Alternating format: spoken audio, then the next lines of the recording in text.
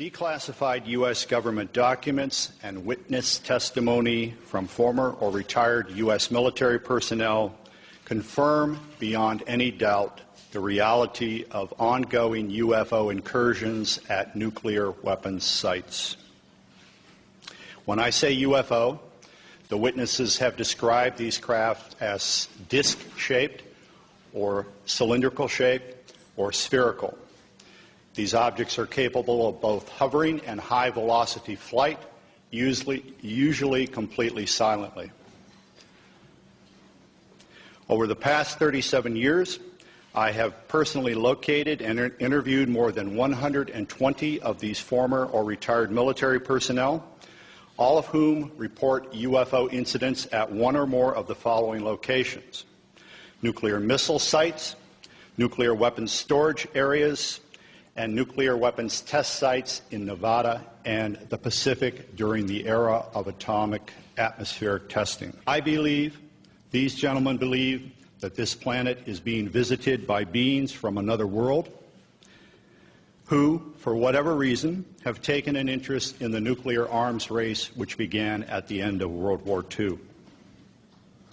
Regarding the missile shutdown incidents, my opinion, their opinion, is that whoever are aboard these craft are sending a signal to both Washington and Moscow, among others, that we are playing with fire, that the possession and threatened use of nuclear weapons potentially threatens the human race and the integrity of the planetary environment.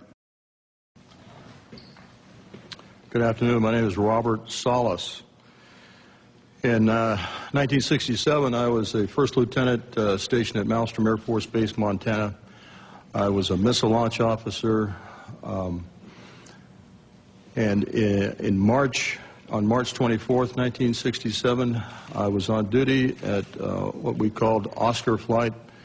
It is a underground capsule hardened site, about 60 feet underground. We had security guards topside. The main guard is called a flight security controller. My commander at the time was Lieutenant Fred Mywald, now retired Colonel Fred Mywald. Sometime in the evening hours on March 24th, I received a call from one of my topside guards, the flight security controller, stating that they had been observing strange lights in the sky making odd maneuvers and wanted to report it. I thought it was kind of a strange report, but I took it seriously. You have to understand we were protecting nuclear weapons, and the reports we generally got were very professional. At any rate, I kind of dismissed the call. He called back about 5 minutes later. This time he was screaming into the phone saying they're looking at an object, a red glowing object hovering just above our front gate. This object was about 30 feet in diameter. He couldn't make out too much of the details of the object, only that it was pulsating, and he had all the guards out there. He was very frightened. Wanted me to give him direction. I think I said something like, make sure nothing comes inside the perimeter fence. He immediately hung the phone up. I went to wake my commander, Fred Mywald, who was taking a rest break, started to tell him about the phone call, and just as I told him, our missiles began going into what's called a no-go condition or unlaunchable. Essentially, they were disabled while this object was still hovering over our site, our launch control facility. At that point, we went through our procedures. He reported back to the command post the incident. We also had some security lights, meaning security incursions at some of the launch facilities.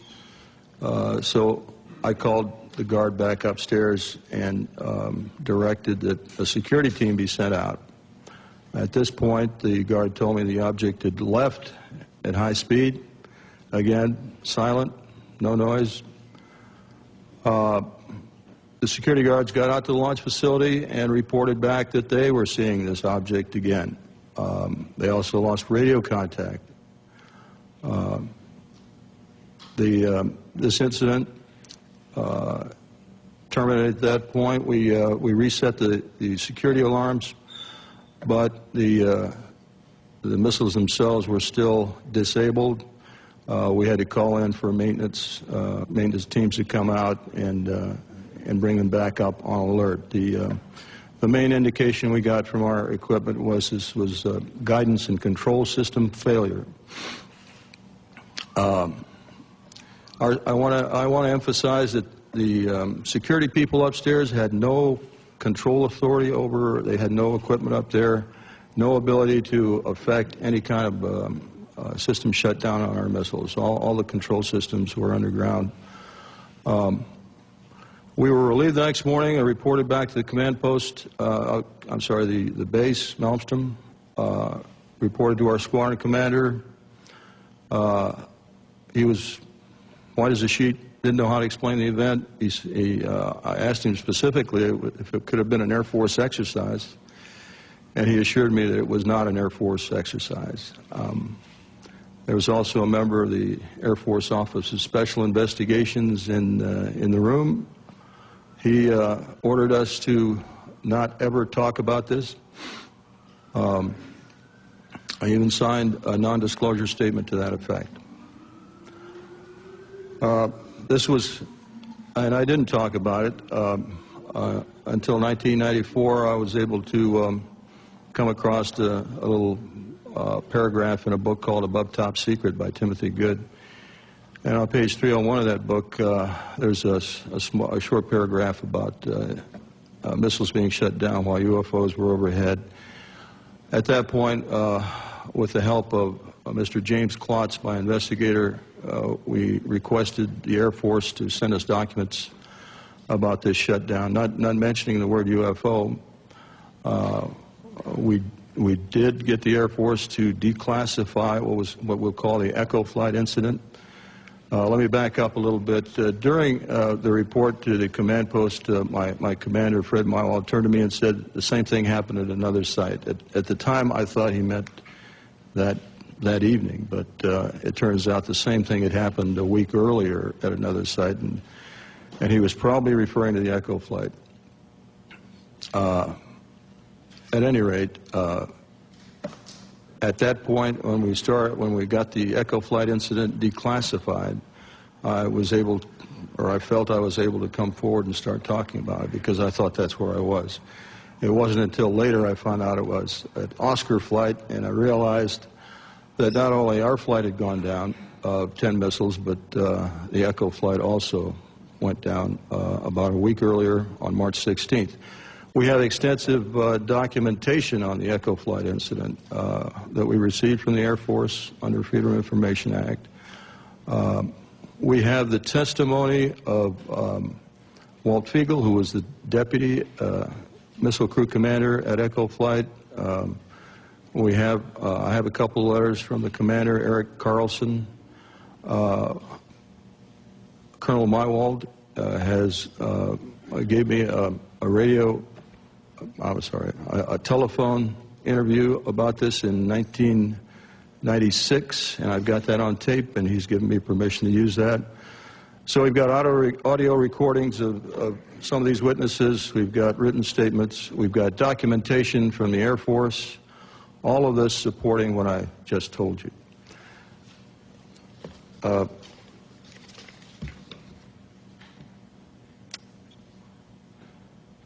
I'll have more to say a little bit later about where I think we should go from here, but right now I'll turn it over to the next speaker.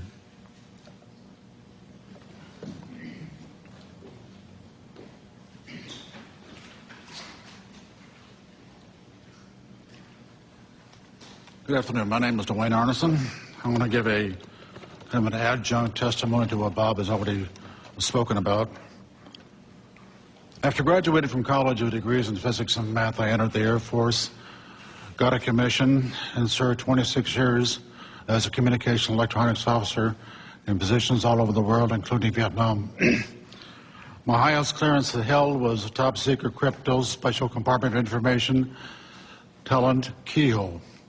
For those that know clearances, you got to be almost squeaky clean to get that. Back in 1967, I was officer in charge of the Communications Center at the 28th Air Division in Great Falls, Montana. I was also the crypto custodian. I was a top secret control officer for the division, and I passed out nuclear launch authenticators.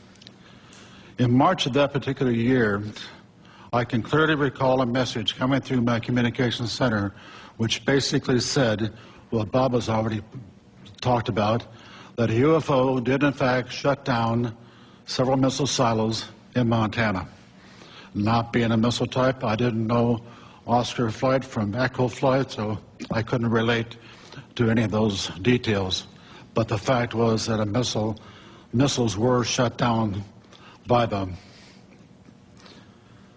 Later on, in the mid-70s, about 1975, I was commander of a radar site in Maine, which was adjacent to Loring Air Force Base. Periodically, my security cop and I met with the SAC security police. And on two occasions that I can recall distinctly, they told us that UFOs were seen over the nuclear weapons storage areas at Loring Air Force Base, which was a SAC bomber base, as some of you may well know. I don't know what the details were. I don't know if any nukes were damaged or deactivated. I never saw a report on that, so I really can't say. That is history. After retiring from the Air Force, I went to work for Boeing as a computer systems analyst. Bob didn't mention this, but one of my first supervisors at Boeing was Robert Kaminsky. He has since passed away. He was the engineer selected by Boeing to go out and investigate the UFOs, the missiles that were shut down. He living close by where I lived in Washington State. We got together frequently on Saturday to discuss UFOs and other topics. And he says, Arnie, those things were perfectly clean, and they did not go down by themselves. He then went on to say that halfway through the investigation, the Air Force sent Boeing a message which said, stop the investigation and do not, repeat, do not send us a report. He told me that personally on 2 or 3 different occasions, and no hesitation at all. In conclusion, I've studied UFOs for over 60 years, believe it or not, and I am convinced that somebody out there is trying to send us a message. If I knew who they were, I probably would not be here. Thanks for your time.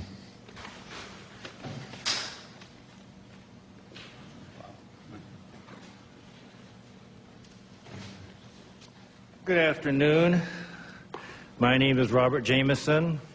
Between January 1965 and October of 1967, I was stationed at Malmstrom Air Force Base as a combat missile targeting team commander. Our main job was to point the missiles in the right direction. Also, we may be dispatched from time to time to a restart. In case any missile goes off alert, we have to restart and verify the targeting data. In March of 1967, I was on alert for dispatch.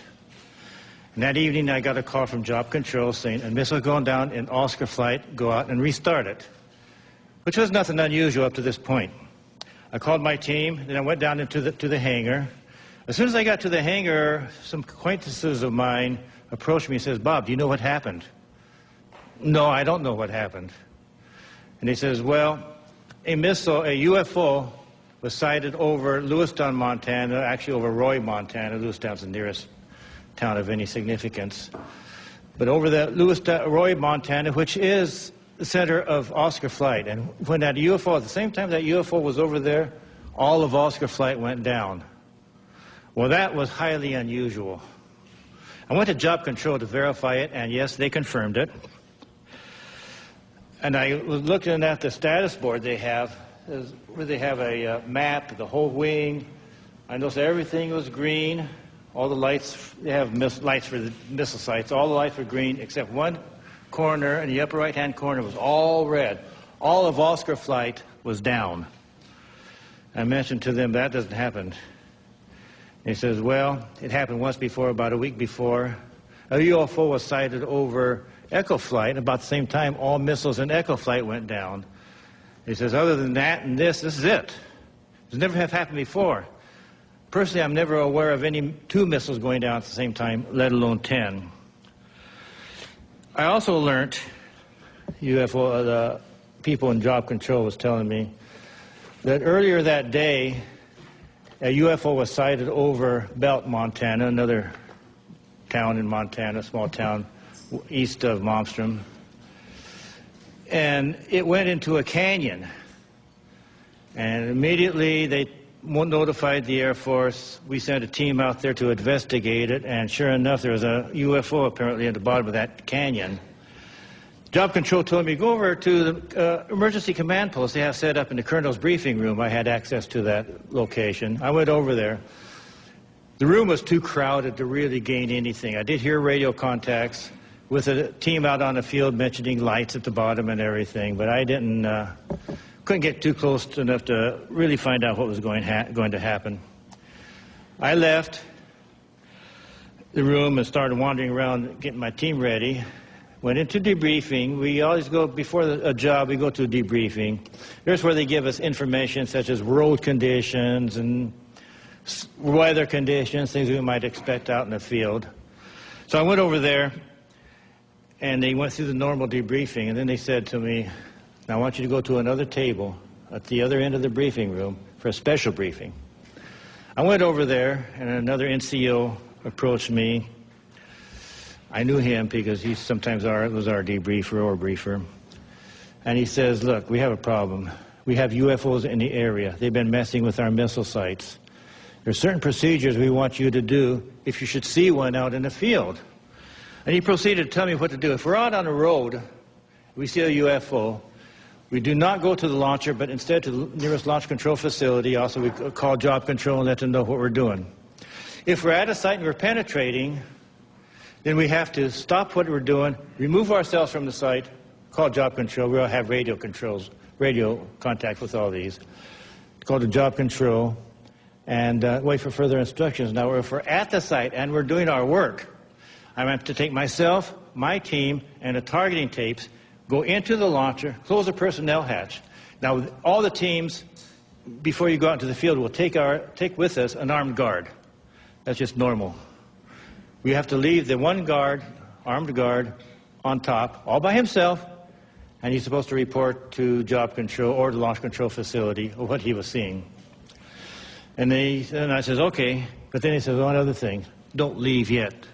We're going to hold everybody back until we're sure that all the activity out in the field has ceased, at least for the time being. So I waited around about an hour and a half. He was all ready to go. Then they contacted me and says, okay, you can go now. So I went with my team. We went out to the field. We restarted. We had to go to Oscar Flight. That's not a very pleasant thing. Oscar Flight is 120 miles. It's the furthest flight from the base. And in Air Force trucks, that's not the most comfortable ride. But nevertheless, we went out to Oscar Flight, and we restarted, I think it's either 3 or 4 missiles. This is where Bob was at the time. We restarted 3 or 4 of their missiles. The startups were successful, and I saw no incidents in the field. When I came back, we have to go through debriefing. The first things I asked them upon return to the base, what about this missile out in Belt? They said as soon as daylight came, we was going to send choppers over. It was nighttime when they first saw it, and no one's going to have them scale down the mountain at nighttime. So they were going to send some choppers down and scale the mountain, scale the canyon daylight time. But as soon as daylight time came up, this thing shot up right through everything and just disappeared, more or less. So that was that. Now, also, about a week later, I also heard that a UFO was sighted over India Flight, and there was a partial shutdown. I think 4 or 5 missiles was shut down at India Flight with a UFO overhead, not the whole flight. And I had to go out and restart at least 2 of them. And then the rest of my time at Montana, I was involved in no more further UFO incidents. Nothing else happened. And then I went on elsewhere. Thank you.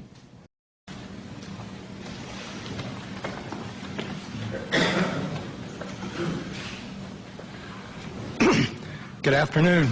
My name is Charles I. Halt. I retired from the U.S. Air Force in 1991 as a colonel. During my military career, I was base commander of 2 large installations, and at the time of my retirement, I was in the Department of Defense Inspector General's office with total inspection oversight of all services and all service agencies. In 1980, I was reassigned from the Pentagon to RAF Bentwaters as a deputy base commander. At that time, Bentwaters was one of the largest tactical fighter wings in the world. We had the 2 base complex, Woodbridge and Bentwaters in England, and 4 FOLs in Germany, and 2 additional standby bases. In December 1980, early in the morning, several of our security policemen discovered strange lights in the forest in East Anglia, just outside the back gate of RAF Woodbridge. 3 patrolmen, Sergeant Peniston, Airman Burrows, and Airman Cabanasac, actually were dispatched into the forest and approached a craft. They reported it being triangular, approximately 3 meters on a side, dark metallic in appearance with strange markings. They observed it for a period of time, and it very quickly and silently vanished at high speed. Initially, I was not aware of all the details. I was only told of strange lights, and I was sure there was a logical explanation. 2 nights later, at the family Christmas party, we were interrupted. The on-duty flight commander for the security police squadron, Lieutenant Bruce England, came and approached the base commander and I. He was white as a sheet. He said, "It's back." We said, "What's back?" He said, "The UFO." Well, we still were, I should say, non-believers at that point. Since my boss had to do the presentations, I was tasked, unfortunately, to investigate. So I went home and changed clothes. I really expected to find a logical explanation. I took several security policemen with me, a disaster preparedness NCO who took an APN-27, a Geiger counter, and a camera. I also had my small cassette recorder I carried everywhere when I was on duty. I was taken to the supposed site. We found indentations approximately 1.5 inches deep, approximately 6 to 8 feet on a side, and radiation of 8 to 9 times normal background radiation. Not enough to be dangerous to somebody, but significant. We also found broken branches on the trees. While we were milling around trying to make sense of the whole thing, one of the individuals with me suddenly spotted something. Off through the forest was a bright, glowing object. The best way I can describe it, it looked like an eye. It was bright red with a dark center. It appeared to be winking. It would sort of wink. It was shedding something like molten metal. It was dripping off it. It silently moved through the trees, avoiding any contact. It bobbed up and down, and at one point it actually approached us. We tried to get closer. It receded out into the field, beyond the forest, and silently exploded into 5 white objects. Gone. So we went out into the field looking for any evidence, because something had apparently been falling off it, and we found nothing. But while we were searching around in the field, one of the people with me noticed some objects in the sky to the north. There were 3 or 4 objects in the north, brightly colored, changing from elliptical to round, and moving at very high speed and sharp angular movements as though they were doing a grid search. While we were watching them, somebody else noticed to the south there were 2 objects just sort of hovering in the sky. One object approached us at very high speed, best guess is 3,000 to 5,000 feet, somewhere in that neighborhood, stopped directly overhead and sent down a concentrated beam at our feet. It was about 1 foot in diameter. The best way I can equate it is sort of a laser beam. We stood there in awe. Was this a warning? Was this an attempt to communicate? Was this a weapon or just a probe? Just as suddenly as it appeared, click, it disappeared. We stood there, really concerned. About that time, we noticed the other object to the south was sending down beams, about a mile, 1.5 miles away over Woodbridge Base. We had 3 different radios with us, the police radio, the security police radio, and I had the command net. All 3 radios were functional, and we were talking to control centers. They were constantly breaking up, and we had great difficulties communicating, but we were able to discern that on the police and security net that some of those beams were either falling into or near the weapons storage area, and there's a great deal of concern. It really bothered me at the time. Every time something of significance happened that night, I kind of clicked on my little tape recorder and recorded it so I'd have a record of it for the next day. Unbeknownst to me, a copy of that was released by one of my coworkers several years later, and hence there was a lot of publicity. My superiors at the time were informed what happened. I briefed my boss. I played the tape for him. He listened intently. He was aware of the incident because he was monitoring the night before on the radio. He and several others were. He took the tape to the 3rd Air Force staff meeting the following Wednesday. 3rd Air Force was the Air Force headquarters at that time in England. Played it for General Baisley, the commander and staff. They all sat silently. The decision was, it happened off the base, so it's a British affair. In other words, they were loath to get involved.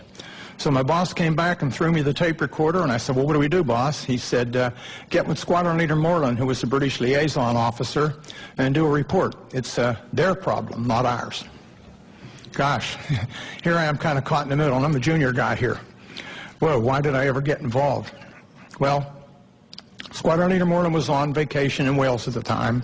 He came back, and he was quite upset that he was in the middle of the thing, too. So he said, well, write a memo. So I wrote I shall call it a cleaned-up memo, just kind of unexplained lights, just to kind of get them to come out and investigate and look into the thing.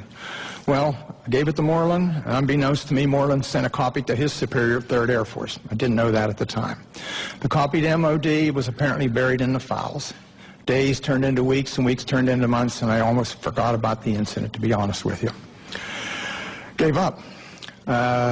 Several years later, one of my coworkers was playing a copy of my tape at cocktail parties and caught somebody's ear.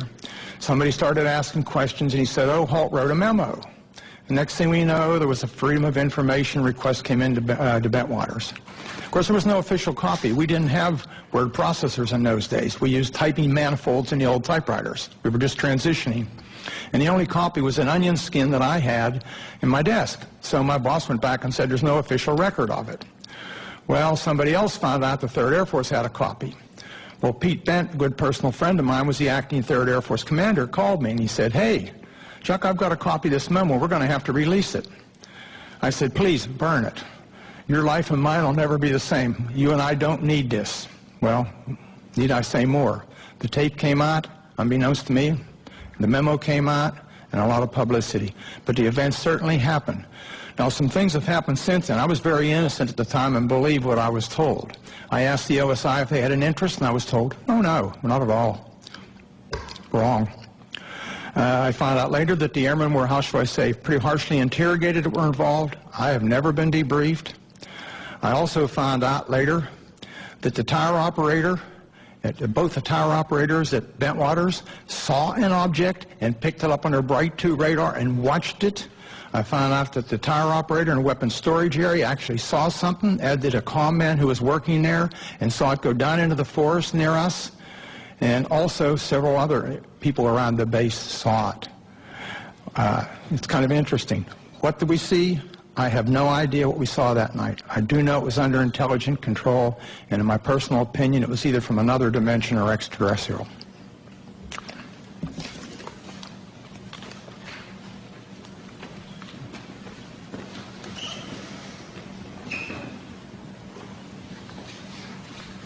Good afternoon. My name is Jerome Nelson. From 1962 to 1965, I was an Atlas F ICBM Deputy Missile Combat Crew Commander, assigned to the 579th Strategic Missile Squadron in Roswell, New Mexico. Sometime during the winter of 1963 through 1964, while I was on alert duty in the Launch Control Center at Atlas Site 9 west of Roswell, my topside security guard called me on the telephone and reported a bright light that is a fully illuminated round object was hovering silently over the missile silo and shining a light down onto it. I could tell that he was serious, and his voice revealed he was very frightened. After perhaps 5 minutes, the object left the vicinity. Even before it left, I called the base command post at Walker Air Force Base and reported the incident. I was concerned the object would somehow sabotage the missile.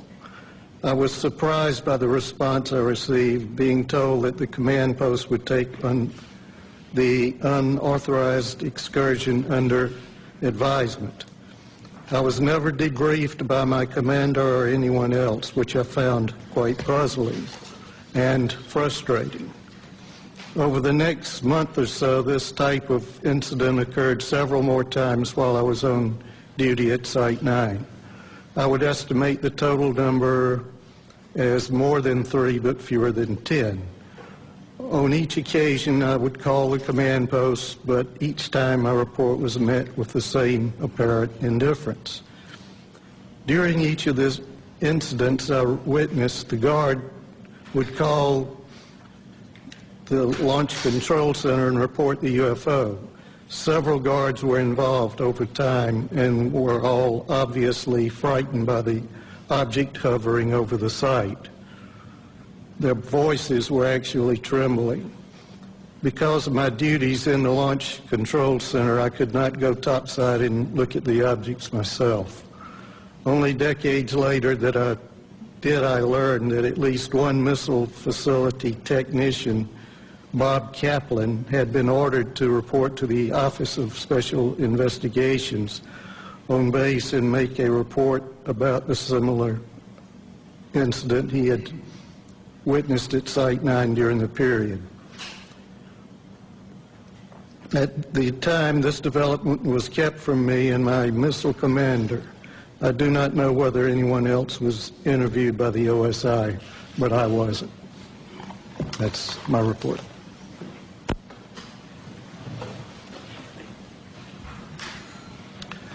Well, good afternoon, ladies and gentlemen. My name is Patrick McDonough, and I'm here today to relate an experience that happened to me in September of 1966. It's 44 years ago, but that experience was so significant, it was basically burned in my memory. I haven't forgotten about it at all. But I am getting older, and I did want to put this experience and relate it on the record. A little background on me: I had enlisted in the Air Force in Berkeley, California in the first week of November 1962. At the onset of the Cuban Missile Crisis, it was going. I felt patriotic. And up to that time, I had been studying engineering in college. I had 3 years of engineering. And the Air Force, considering my background, trained me to be a geodetic surveyor. And I was assigned to 1381st Geodetic Survey Squadron in Orlando, Florida. We basically, in 1965, we moved to Warren Air Force Base in Wyoming. On average, I would spend 9-10 months a year on temporary duty, surveying for latitude and longitude at our missile sites and aircraft bases for positioning missile and aircraft guidance systems. Basically, the squadron's mission was to provide precise geographical coordinates for a missile or an aircraft inertial guidance system, so that the missile or aircraft would know exactly precisely where it was at when it takes off, while the intelligence agencies would provide the targeting information.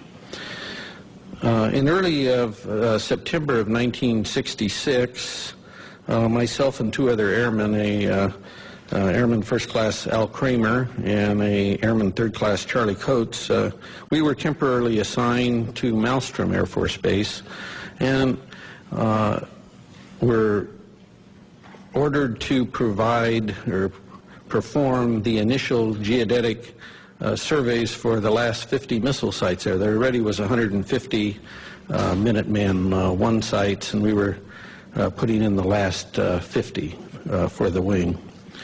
And basically, we were assigned to the Site Activation Task Force, they call SATAF. It was Boeing, really, the prime contractor. We were given a government truck, no radio, anything in it. I was the chief of party. I was the observer on our small 3-man team. Al was the recorder. Charlie was, we were trying to train him both in observing and recording. We normally would arrive at a missile site at about in early evening.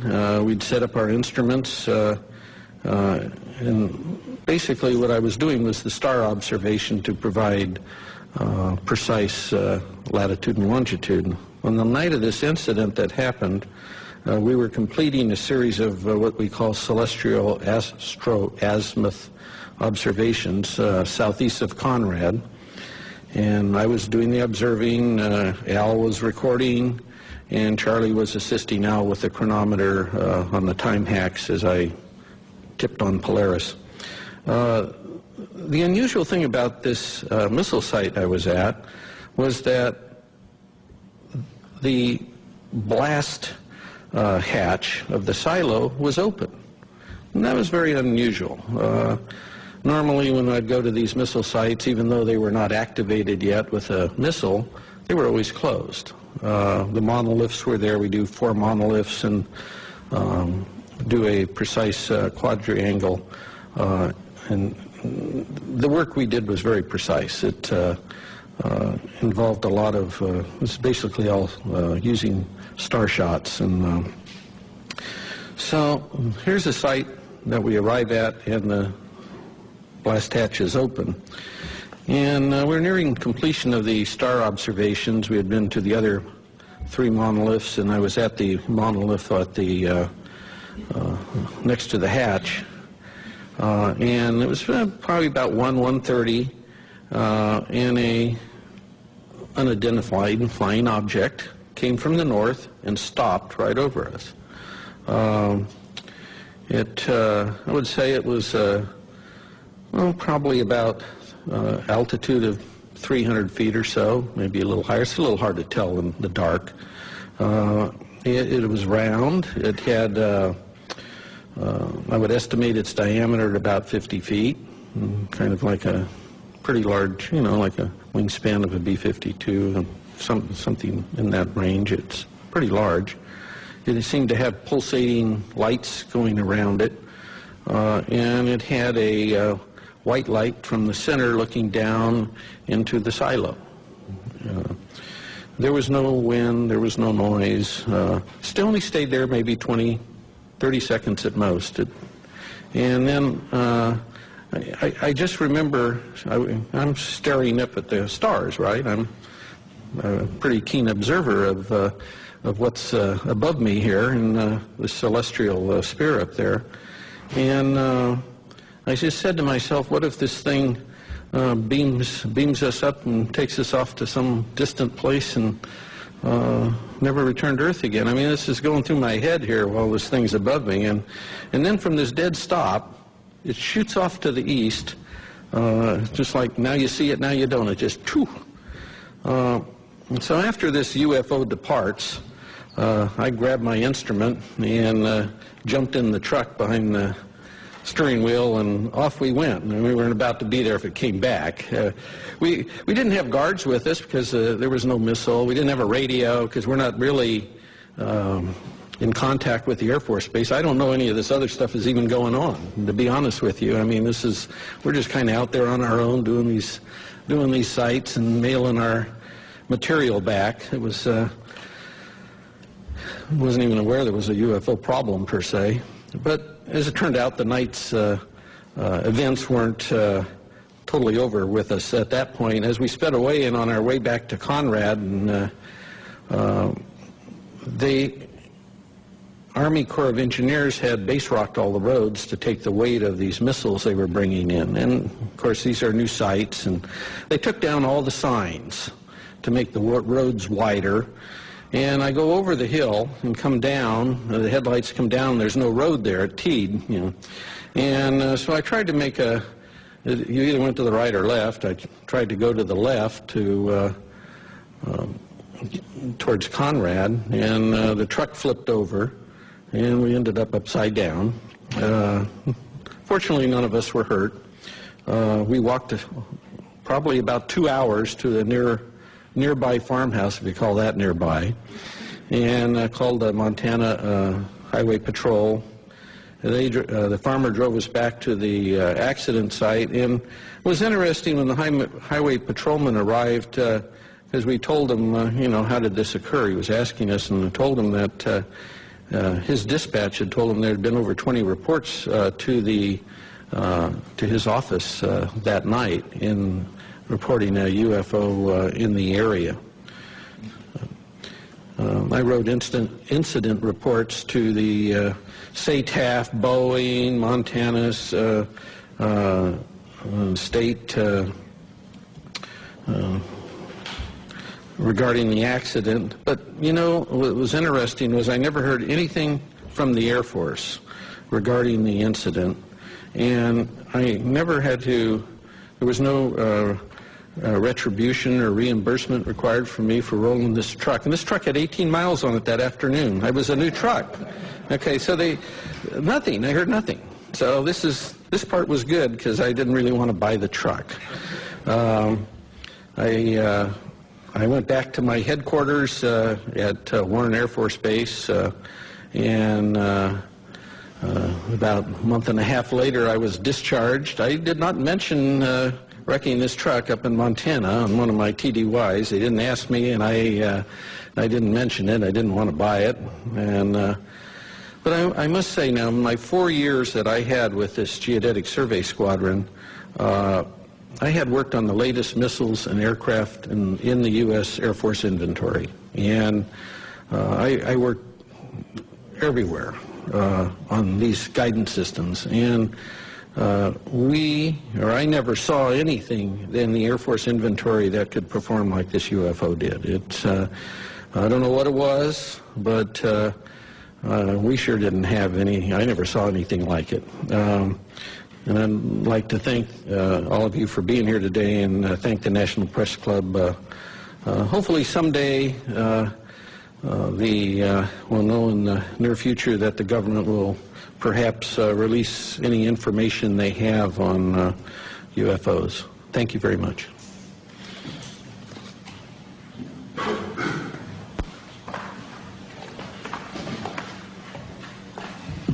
Hello, everybody. I'm Bruce Fenstermacher. I don't have any exciting stories like rolling a truck with 18 miles on it. From 1974 to 1976, I was a combat crew commander and a captain in the Air Force, stationed at F.E. Warren Air Force Base at the 400th SMS and assigned to Romeo Flight. In the fall of 76, my deputy, who I'll call Sam because he's not given me permission to release his name, we were on alert, trying to stay awake. We were listening to the conversation between the flight security controller of the topside NCO and the strategic alert team, the security alert team, the SATs. That was one way to stay alert, because the SAC duty is moments of terror with hours of boredom. And suddenly we heard the FSC call the SAT team and say, stop the vehicle. Get out of the vehicle and look around. I didn't tell them where to look or anything. And Sam and I looked at each other, and then said, what do you see? And he said, oh, I don't see anything. I don't see anything. Holy bleep. I do see a white pulsating light in the sky. It's maybe 7 or 8 miles away. The FSC asked where it was. He said it's to the north. He said it's pretty close to where the launch control facility is. So my deputy and I did a double take. We called upstairs, and we said, what's going on? He said, you're not going to believe this, Captain, but right above us, there's a huge white thing, pulsating light above us, and I had to call them to make sure I wasn't seeing anything. Upon prodding, he told us it was shaped like a fat cigar. I think he said a pregnant cigar.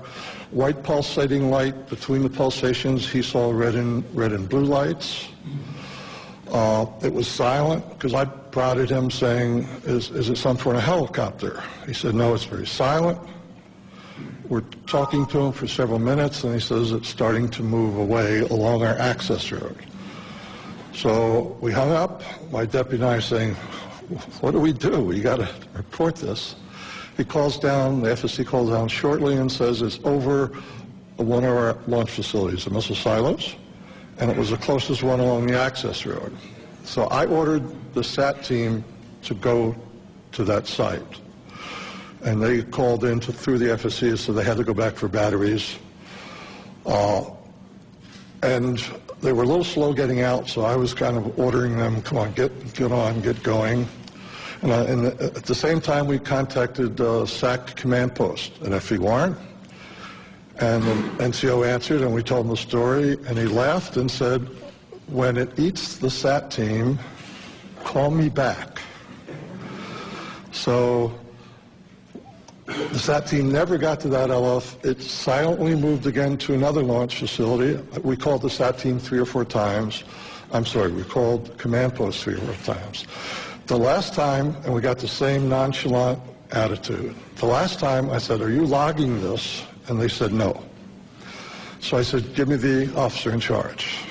And he said, well, he's busy. I said, well, either give me the officer in charge or I'm going to wake up the base commander, the squadron commander, because there's something going on, something's messing with my LFs. They were mine for that period. So the officer came on, and I said, you need to log this or I'll wake everybody up. He said he would. He called us, his NCO, a different NCO called us back a few minutes later, took the log of what had happened in a timely sequence. So it went to another LF. The SAT team had to come back for gas. Then it said it had car trouble. It could only go 5 miles an hour. So long story short, after several, about an hour and a half, the flight security controller said he could see it over another launch facility still down the road. And then he said it suddenly and silently just went away up to a star size and then disappeared. So that was it. It was an exciting rest of the tour. The next day we were relieved by another crew to go back home. And I went upstairs, and the FSC is lying like in a chair in almost a fetal position. And I talked to him, and he was scared. He said, I can't sleep. I can't get that thing out of my mind. And I said, what the heck was with the SAT team? He said, both my deputy and I were prior service, so we got along well with the enlisted guys. So he said, if you promise not to tell anybody, they told me they were not going to go to any LF with that thing over it. No direct orders, no nothing, and in fact, they never left the launch control facility. We picked up the Quebec team on the way back, the Quebec crew, because Quebec was on the way to Romeo, and SAC liked to save a little gas, so we road share. And they told us that earlier that evening, they had the same sort of thing flying over several of their launch facilities. And I said, what happened? You reported it. And they said, are you crazy? We didn't report it. We're not going to report it. I said, well, I did. He said, well, if you tell them about us, we're going to say it never happened. So we went back home. I reported to my squadron commander. The next few, we always have departure meetings when you go out for alert. The next several departure meetings, we had an unusual visitor. We had an officer in a uniform telling us that you may have heard rumors about this. It didn't happen. It's top secret. And I wanted to stand up and say, which is it? Didn't it happen, or is it top secret? So that's my event. I think Mr. Salas could back.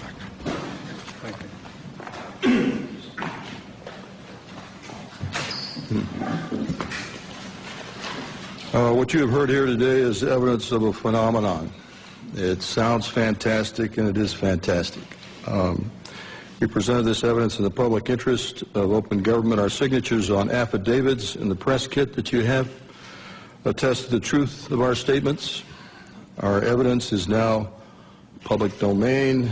The real question is, what is the public going to do with it, this testimony? It has been a general practice of the media to scoff at these kinds of stories, make light of such testimony. We can only ask that you take the time to give some serious consideration not only to our statements, but to the statements of other witnesses out there who have similar incidents. There is also documentary evidence that helps support what we have said. We hope you will take the time to at least take a look at those, research this a little bit, And if you do, I think you'll come to the same conclusions that we have. That is that the UFO phenomenon is real, not imaginary. There's current excessive secrecy in our government surrounding this phenomenon. Unknown aerial objects have in fact been observed over many of our nuclear weapons bases and other nuclear facilities, and in some cases the appearance of these objects coincided with compromising the operational readiness of our nuclear weapons. Although each of us might have different opinions about the meaning and intent of these incidents, I think we can all agree that the tampering with nuclear weapons is a national security concern. This is Air Force official policy on UFOs. This is dated 2005, but I believe it is current policy. I'll just read one part of it. It says, no UFO reported, investigated, and evaluated by the Air Force was ever an indication of threat to our national security. That is clearly misleading. It is false based on our testimonies. This statement, the decision to discontinue UFO investigations, was based on an evaluation report prepared by the University of Colorado in 1969. I believe this was the infamous Condon Committee study. There was substantial evidence to show that study was superficial and biased. In particular, the Echo and Oscar incidents I spoke about were never investigated by the Condon Committee, even though their principal investigator was well aware of these incidents. Obviously, the testimony given here today conflicts directly with that Air Force policy statement. We ask that our government answer to the public about the obvious discrepancy between our testimony and that of the current statement. Indeed, we demand an answer based on the foundation of our democracy that says, and I want to paraphrase Franklin Delano Roosevelt, President Roosevelt, the people should be strong enough and well enough informed to maintain the sovereign control over its government. Finally, I want to say, I think I speak for every one of us here, I have the utmost respect for all the men and women in the U.S. Air Force. I graduated from the Air Force Academy. I thoroughly enjoyed being a part of the Air Force, and I was honored to serve my country in that way. Our disagreement and challenge to the Air Force has nothing to do with the people of the Air Force. It has to do with official Air Force policy. And I think they are deliberately withholding the facts, not just in what you've heard here, but continuously since 1969. And by doing so, they're not allowing the people of this country to engage in the decisions regarding events that are clearly national security issues and concern to all of us. We're simply asking for the truth. Thank you for your attention. At this time, we're going to take questions. Mr. Hastings will take it from here. If you would go to the microphone over here and tell us what media you represent. Thank you.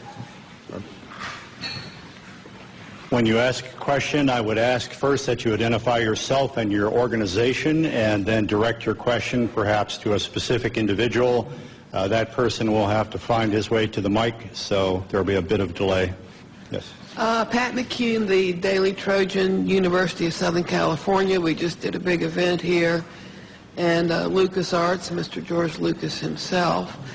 I wanted to commend all of you. You guys are soft-spoken, but you carry a big stick, and that's exactly the way to approach this issue. I remember when UFOs first got going, it was like a laughing matter until they started revealing themselves in the deserts, Arizona, Colorado, and so forth and so on.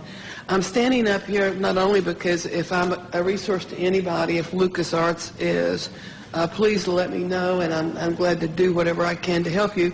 As well, I wanted to point out that my friend Charles Stone back here is something of a real authority on UFOs.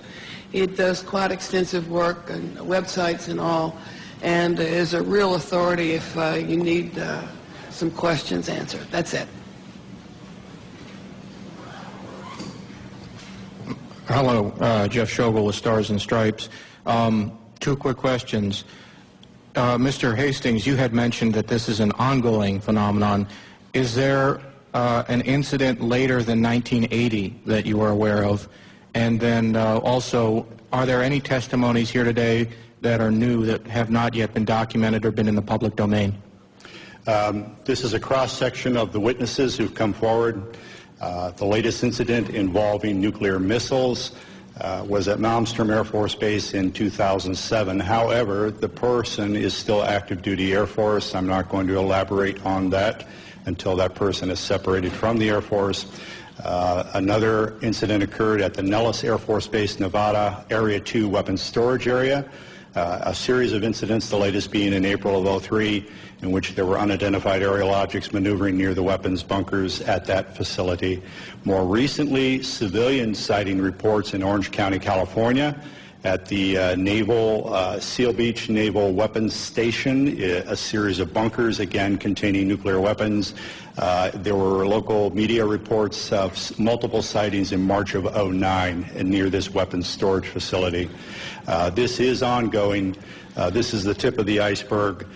We can only catch as catch can. I am of the opinion that for every incident that I'm aware of, and for witnesses that we've got in hand, there could be 10, there could be 100, there could be many, many more incidents that I'll never know about because the people won't come forward. They'll wait years or decades to talk about what they know. And is anything that has been said here not been in the public domain before? I'm sorry? Anything that has been said here? I know I've heard the incident that Mr. Holt referred to. I've seen Mr. Salas. Is there anything here? The other people that you've heard here today, I reckon you have not heard about.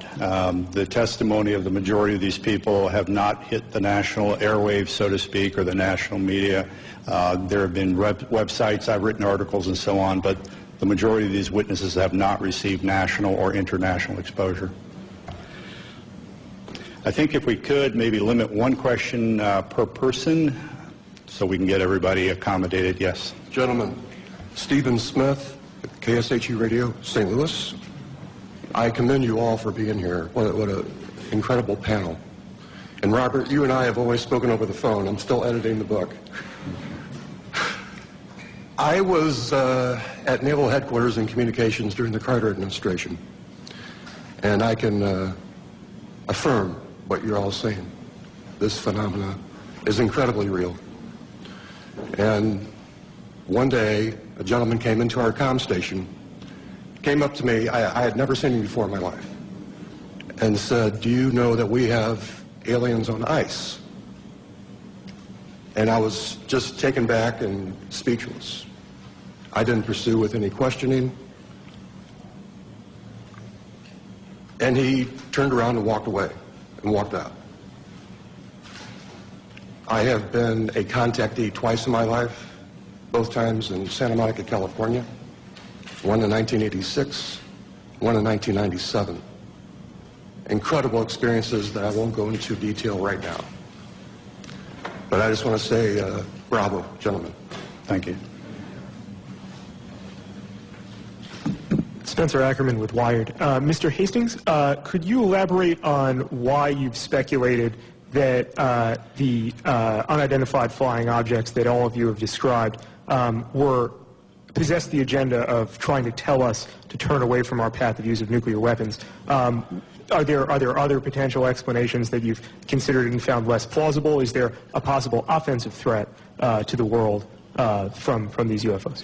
As I said in my introductory remarks, that's speculative on my part. However, given the available evidence, that is a plausible scenario.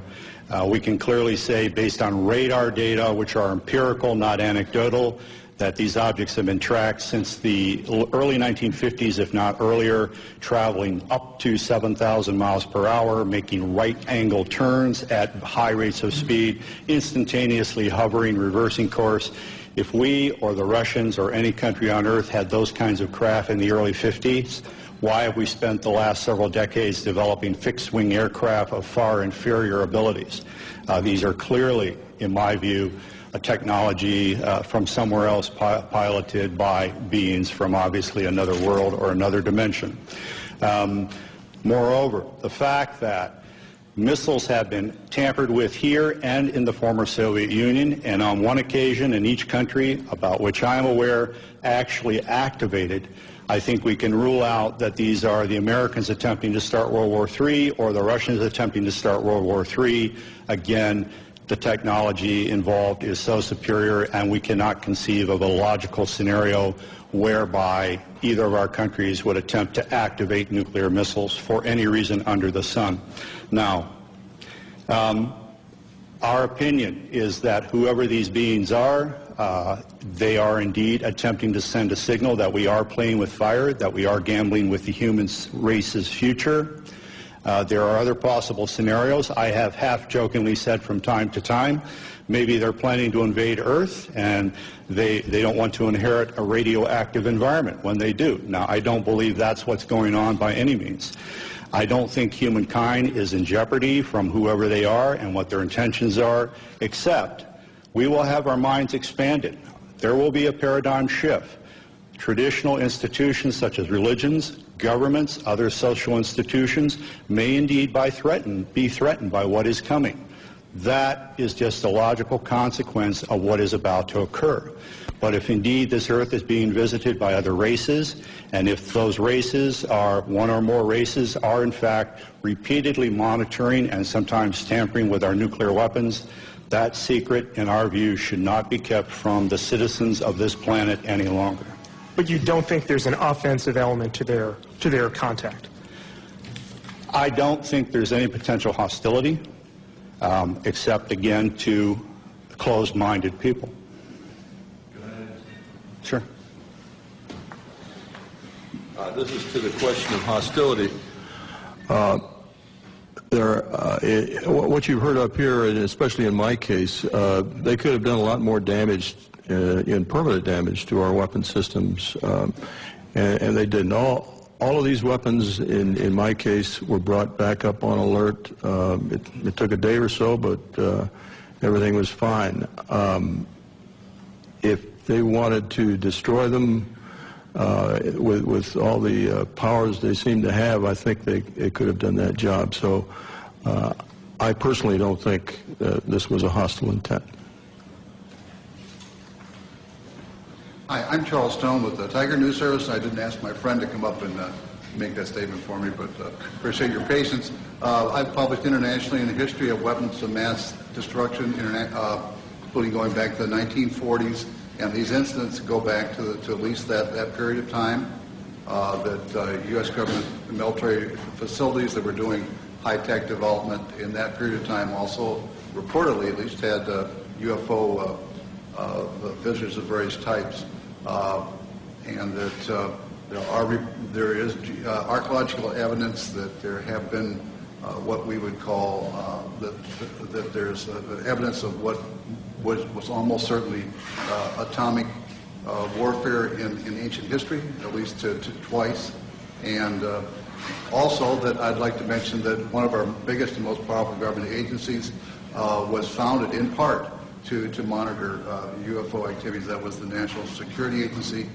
in the late 1940s. Did you have a question, sir? Are you aware that the NSA was partially founded to monitor UFOs? I've heard rumors to that effect, and also the Central Intelligence Agency. In my view, those rumors aren't supported by any authoritative documentation at this point. I would not be surprised at the same time if that were ultimately proved true by historians, but that's as far as I think we can take it at this point. Right. Thank you. Thank you. Hi, my name is John Kelly. I'm a columnist at the Washington Post. Colonel Halt, you mentioned that when you went out you had a cassette recorder, a Geiger counter. You said a camera? Camera, 35 millimeter camera.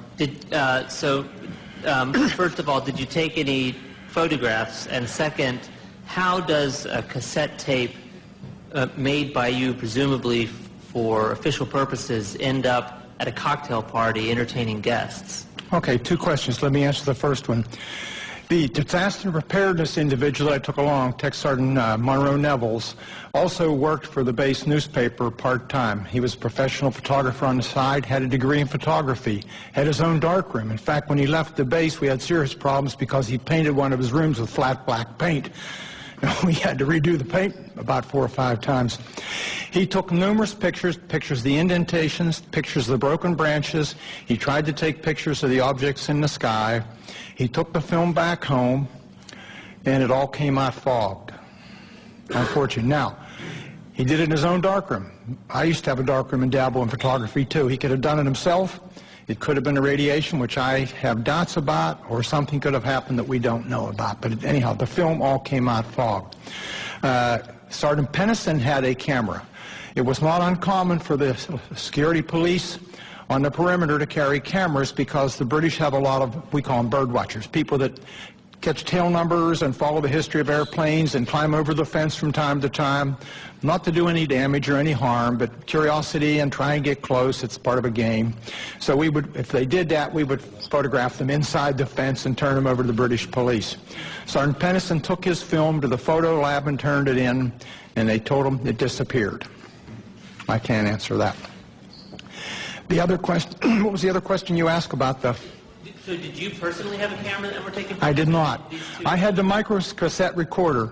We, keep in mind, we were just in the process of transitioning to word processors in those days, still using the typewriter. Our secretaries were very resistant to getting involved in modern technology. And so what I would do, I carried one in my pocket, a little linear, and we had the big linear machine in the office, and when I went around the base, I'd note, you know, the fence is damaged here, this needs to be painted, whatever was going on. And I'd come back and give her the tape, and she'd type it up for the staff meeting the following week. So I just thought, well, I'll take the tape recorder along because I don't want to take notes. It's cold and windy, dark. So I took my tape recorder along. It was a little microcassette one, little tiny ones. I still have it, by the way. I came back, and after the tape was played at 3rd Air Force, and I played it for Squadron Leader Moreland and several other people, Ted Conrad, my boss, said, make me a copy. So I made him a copy. He put it in the desk drawer, in his desk drawer. He moved on and was replaced. And the gentleman that replaced him thought it was hilarious to play the tape. I didn't know this at the time at cocktail parties. So he was playing a copy. A copy of that copy somehow or other got to a gentleman by the name of Harry Harris, a British barrister or a lawyer. Harry was an amateur ufologist. He and a guy by the name of Mike Sachs. I traced this down years later.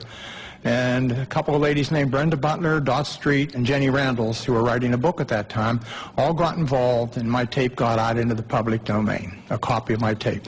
What's on the internet now is probably a 5th, 6th, or 7th generation, but it's out there. So does that answer your question? Thank you. Let me interject that Robert Jameson, the missile targeting officer from Malmstrom in '67, does need to catch a plane, and so if anyone wants to direct a question to him, you'll need to do it in the near term here. Hi, Ledge King with Gannett, Washington Bureau. I have 3 questions, 2 of which can be answered by raising a hand.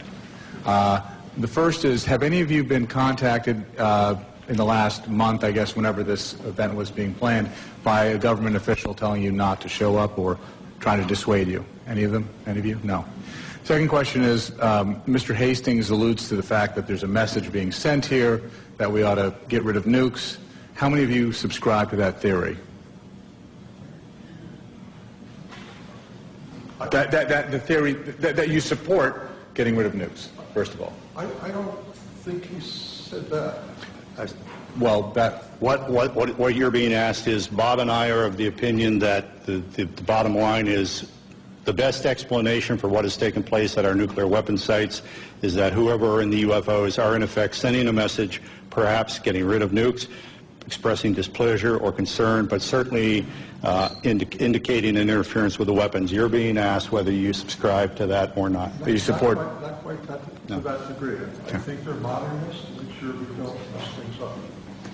Do all of you support getting rid of nuclear weapons? Show of hands. Okay. Can I just add? Sure. with regard to the reason I came to the conclusion that this was a message was simply, again, they could have done a lot more destruction, I think, to our weapon systems, and they didn't. It was simply shining a light on our nuclear weapons, and literally shining a light on nuclear facilities. This has happened all over the world. I can point to other instances where UFOs came over, shone a beam down on the weapons storage area where nukes were stored. To me, it's pretty clear. This is just, we're shining a light on this. We're pointing it out. What are you people doing with nuclear weapons? And my final question, which does require somebody to speak, is, you've talked about how society and the mainstream media sort of are very dismissive of all this. Can one or two of you talk about sort of the personal journey you've come to in terms of, approaching family or friends or others about this when people may think it's kooky to talk about this? Can one or two of you talk about how, was it difficult? How difficult was it? That sort of thing. Thank you. Well, as a person who is very, very skeptical about this, what I call UFO nonsense, when that happened that night and I thought through the process of what the logical explanations are, after that I was very careful about who I told what, because some of my friends, when I started on this, just laughed. So I got ridiculed. I was used to the ridicule from the Air Force, except for the dual standard. We're going to ridicule, but it's secret and don't talk about. And coming out was my... I came out a little bit. I talked to Robert. I gave him a little bit of the story. I didn't want my name to come out. I was concerned. I don't want to be considered a kook. I don't want to, because I consider, not so many anymore, but I consider some of the extremists a bit kooky. But I think it's more important that we come out and tell our story rationally and see that we aren't kooks, and this is what happened, and make your own judgment. But one of my concerns is that you all think I'm a kook, and I'm old enough that I don't really care that much because it happened. So is that okay? How old are you? 68. Going on 95.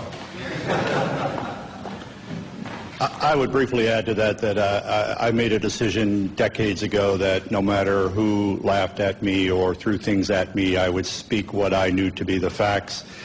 The world is filled with self-appointed UFO experts, persons who have all the answers, even though they've studied none of the facts. The scientific community is chock full of those folks. Journalism, frankly, is chock full of those folks. We're presenting credible witnesses for open minds, people who have an objective sense of their duty to inform the American public about the reality of the situation.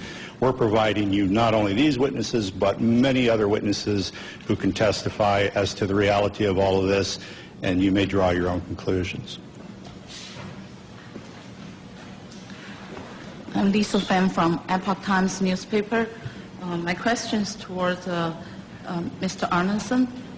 You mentioned someone over there trying to send us a message. I wonder what kind of a message. Do those aliens consider our Earth people have a threat to them, or they just try to defend, or they try to come here to occupy, take over Earth? What kind of a message do you think? If I knew that answer, I wouldn't be here. I really don't know.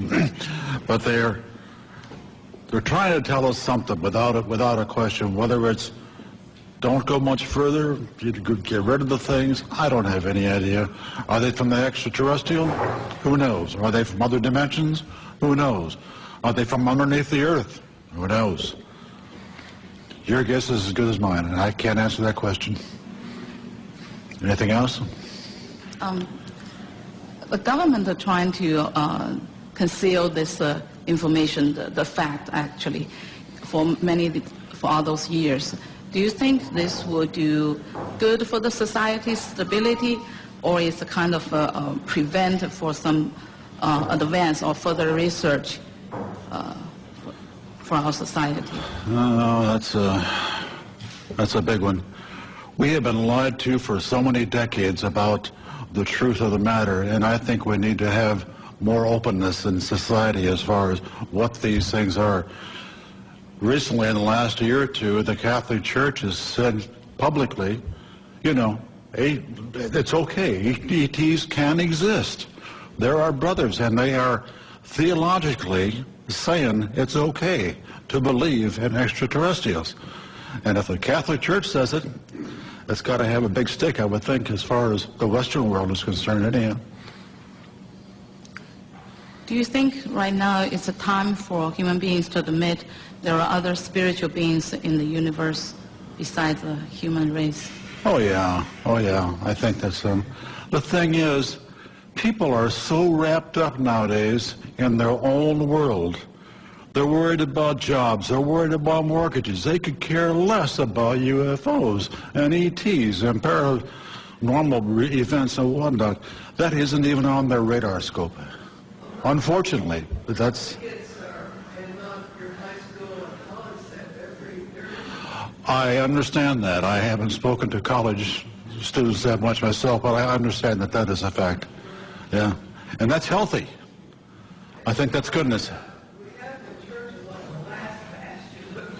Oh, yeah. I just wonder what's in the archives in the Vatican as far as UFOs and things like that are concerned. If that could be released, wow, I bet it would blow the socks off a lot of people. That'd be interesting. Okay. Let me. You asked what would the potential changes be for society? Would this be good? Let me briefly summarize and say, in 1975, a former CIA official, Victor Marchetti, wrote a best-selling book called The CIA and Cult of Intelligence. The CIA took him to the Supreme Court to attempt block publication of that book. Ultimately, a redacted version of it was released. It was the first book in American history to be censored by the U.S. government. The same Victor Marchetti, in 1979, wrote an article for Second Look magazine. The title, I believe, was How the CIA Views the UFO Phenomenon. He said, among other things, this subject was so sensitive that you did not talk about it in the agency unless you had a need to. Nevertheless, there were rumors floating around at the highest levels of CIA about recovered crashed UFOs and the bodies of their crews. Thirdly, Victor Marchetti said, in his opinion, as an intelligence analyst with CIA for I think 11 years, he was of the opinion that no government on earth will voluntarily release this information because it would jeopardize the status quo, i.e. their power. Even if there's no hostile intent or implication to the visitation of these beings, if indeed these are extraterrestrials, even if they're not meaning us any harm whatsoever, governments have nothing to gain and everything to lose by admitting the reality of this. And Victor Marchetti's opinion is that this will probably come out, by some action on the part of the phenomenon itself, which will leave no doubt in anyone's mind, but don't expect Washington or Moscow or any other government to volunteer the reality of all of this. Thank you. I'm Jim Canan. I'm a defense writer of long standing in this town for Gannett Newspaper's Business Week magazine, and I was senior editor of Air Force magazine. I'm going to ask a question, but I want to contribute something. When I was on Air Force magazine, I was told by an Air Force colonel of long acquaintance that this was real and that we were actually dealing with the aliens. I never had the guts to write. He said, you won't have the guts to write this. I said, no, because I have to confirm it. And if you can't tell me how to confirm it, he did give me a couple names, but it didn't pan out. I was like all the rest of the press, if I couldn't confirm it, I wouldn't write it. Now, that may mean that we're somewhat cowardly, but at the same time, it means that we're also very careful. I do sympathize with the members of the press who do not write about this, even though I myself am convinced of it by now, because I was one of them once. But now, I have a question contemporary. 2 years ago, the Air Force Chief of Staff and the Secretary of the Air Force were dismissed by the Secretary of Defense for, among other reasons, being sloppy in their management of nuclear weapons. We transported an armed one somewhere, we sent components overseas and so forth. This shook up the Air Force. I want to ask you gentlemen, in the aggregate or individually, do you think that this evidence of malfeasance ranks up there with not telling the public about alien or UFO intrusion at nuclear sites? Is there an equation there?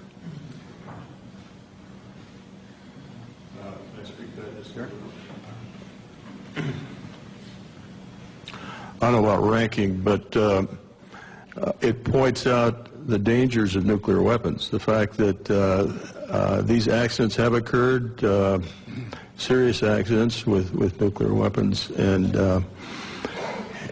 it just points out how dangerous it is that we have them. I don't know how to compare that with the cover-up. I'd have done an analysis of the cover-up, and I'd be glad to give it to any of you guys that are interested.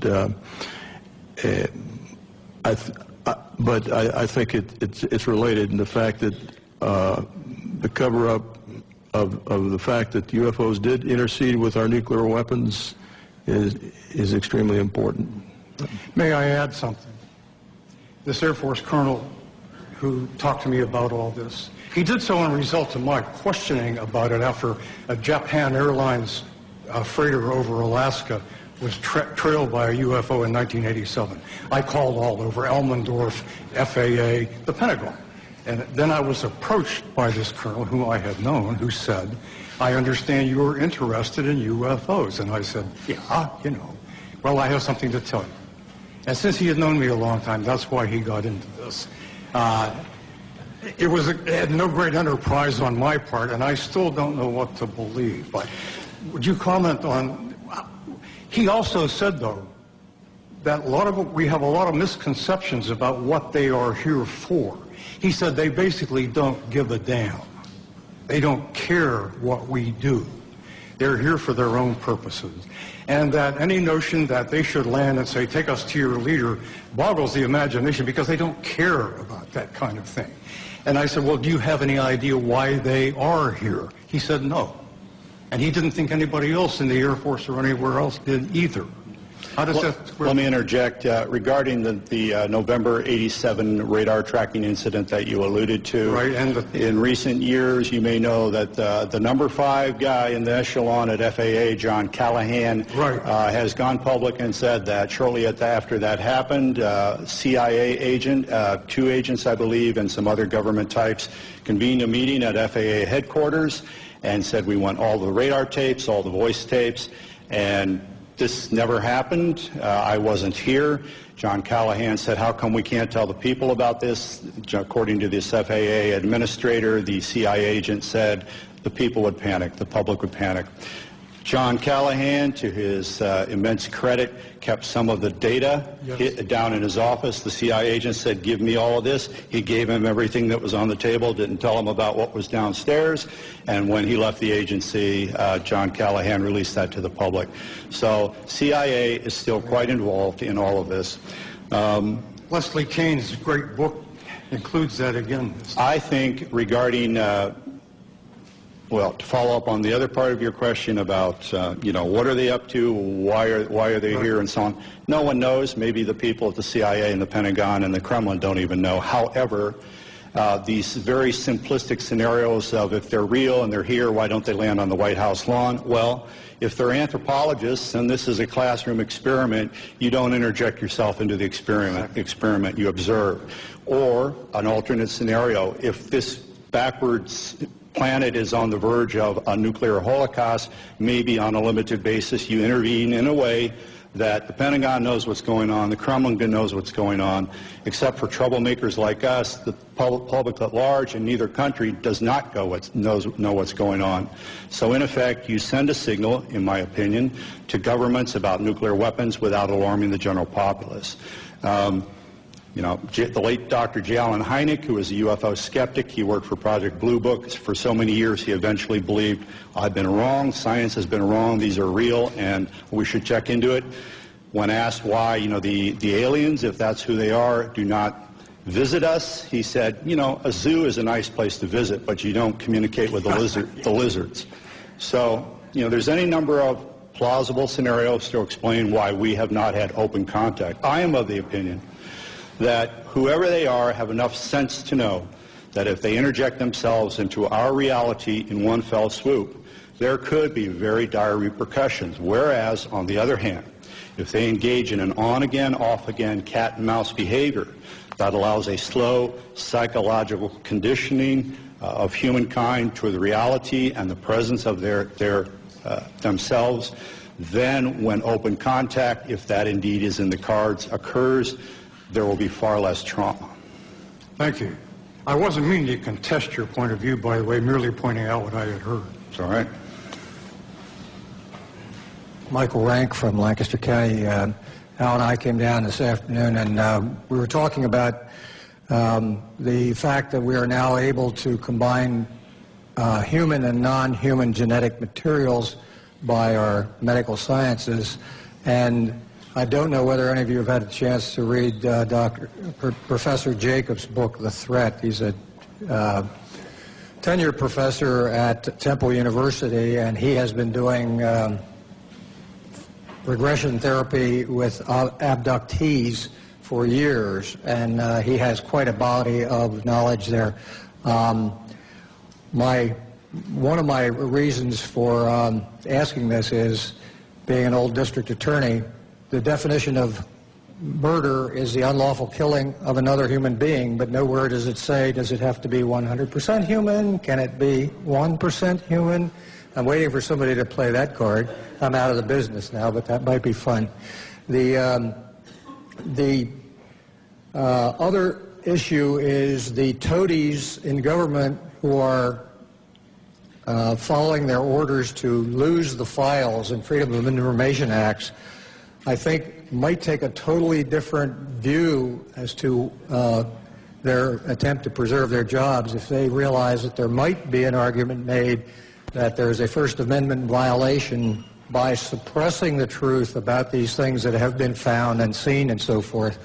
The suppression works to favor certain religions versus other religions. Thank you. Anyone else? Thank you for coming. Again, all of us will be available for one-on-one interviews for some period of time. Thank you.